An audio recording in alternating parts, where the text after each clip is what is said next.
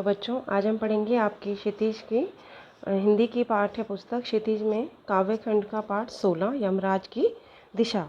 इसमें यमराज की दिशा का मतलब है कि इन पंक्तियों में कवि ने अपनी माँ के ऊपर अपने विश्वास और उनकी माँ के ईश्वर पर विश्वास का वर्णन किया है। ईश्वर से प्राप्त सलाह के अनुसार ही उनकी माँ जिंदगी जीने और दुख बर्दाश्त करने के लिए रास्ते खोज लेती है। माँ कवि को भी जिंदगी जीने के सही रास्ते बताती है और समस्याओं का सामना करने की प्रेरणा देती है। इस कविता में माँ जो है ईश्वर पे उसका पूर्ण विश्वास है और कवि का अपनी माँ पे, जिसका नाम है यमराज की दिशा। यमराज की दिशा कहते हैं दक्षिण की दिशा को कवि की माँ कहती थी, तो उसी के बारे में इस पाठ में। माँ की ईश्वर से मुलाकात हुई या नहीं कहना मुश्किल है, पर वह जताती थी जैसे ईश्वर से उसकी बातचीत होती रहती है और उससे प्राप्त सलाहों के अनुसार ज़िंदगी जीने और दुख बर्दाश्त करने के रास्ते खोज लेती है। इन पंक्तियों में कवि ने अपनी माँ के ऊपर अपने विश्वास और उनकी माँ के ईश्वर के प्रति विश्वास का वर्णन किया है। उनके अनुसार उन्हें यह नहीं पता कि उनकी माँ ने ईश्वर को देखा है कि नहीं, और यह अनुमान लगाना भी लेखक के लिए बहुत कठिन है। उनकी माँ उन्हें यह विश्वास दिलाती थी कि उनके और ईश्वर के बीच बातचीत होती रहती है और ईश्वर उन्हें ज़िंदगी जीने की ज़रूरी सलाह देते रहते हैं। ईश्वर से प्राप्त सलाह के अनुसार उनकी माँ ज़िंदगी जीने और दुख बर्दाश्त करने के रास्ते खोज लेती है। माँ कवि को भी ज़िंदगी जीने के सही रास्ते बताती है और समस्याओं का सामना करने की प्रेरणा देती है। माँ ने एक बार मुझसे कहा था दक्षिण की तरफ पैर करके मत सोना, वह मृत्यु की दिशा है और यमराज को क्रुद्ध करना बुद्धिमानी की बात नहीं है। इनके जब कवि बच्चे थे, छोटे थे, तब उनकी माँ ने उन्हें बहुत सारी शिक्षाएं दी थी। उन शिक्षाओं में से एक यह भी थी कि दक्षिण दिशा की ओर पैर करके कभी नहीं सोना चाहिए। दक्षिण दिशा में यमराज का निवास होता है और यमराज को मृत्यु का देवता कहते हैं। अगर हम दक्षिण दिशा की ओर पैर करके सोएंगे तो यमराज को गुस्सा आ जाएगा, इसलिए हमारा इस दिशा में पैर करके ना सोना ही चतुराई है, क्योंकि मृत्यु के देवता यमराज को गुस्सा दिलाना कोई बुद्धिमानी की बात नहीं है। तब मैं छोटा था और मैंने यमराज के घर का पता पूछा था। उसने बताया था तुम जहाँ भी हो वहाँ से हमेशा दक्षिण में। इन पंक्तियों में कवि ने बच्चों के कोमल मन में उठने वाले सवालों का वर्णन किया है। किस प्रकार एक बच्चा अपनी माँ के समझाने के बाद उससे यमराज के घर का पता पूछने लगता है। माँ की कुशलता का तो कोई जवाब ही नहीं है। उसे पता है कि बच्चे को किस तरह समझाना है। वह अपने बच्चे को बोल देती है कि तुम जहाँ पर भी रहो उस जगह से दक्षिण की तरफ हमेशा यमराज का वास होगा।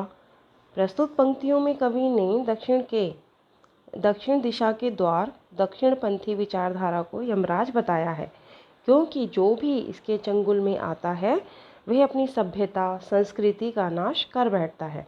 इस तरह उसका सर्वनाश हो जाता है। माँ की समझाइश के बाद दक्षिण दिशा में पैर करके मैं कभी नहीं सोया और इससे इतना फ़ायदा ज़रूर हुआ, दक्षिण दिशा पहचानने में मुझे कभी मुश्किल का सामना नहीं करना पड़ा। कवि ने कहा है कि माँ के बार बार समझाने से लेखक कभी भी दक्षिण दिशा में पैर करके नहीं सोया और इस चीज़ का एक अच्छा प्रभाव यह पड़ा कि लेखक को दक्षिण दिशा पहचानने में कभी भी परेशानी नहीं हुई। इसका अर्थ यह है कि बड़े होने के बाद जब लेखक को अपनी माँ की दी हुई सीख समझ आई तो उन्हें दक्षिण दिशा का तात्पर्य समझ आया है और अपनी माँ की दी हुई सीख पर अमल करते हुए उन्होंने कभी भी दक्षिणपंथी विचारधारा को नहीं अपनाया। इससे उन्हें यह फ़ायदा हुआ कि दूर रहकर उन्हें अपनी त्रुटियों का आभास हो गया। मैं दक्षिण में दूर दूर तक गया और मुझे हमेशा माँ याद आई।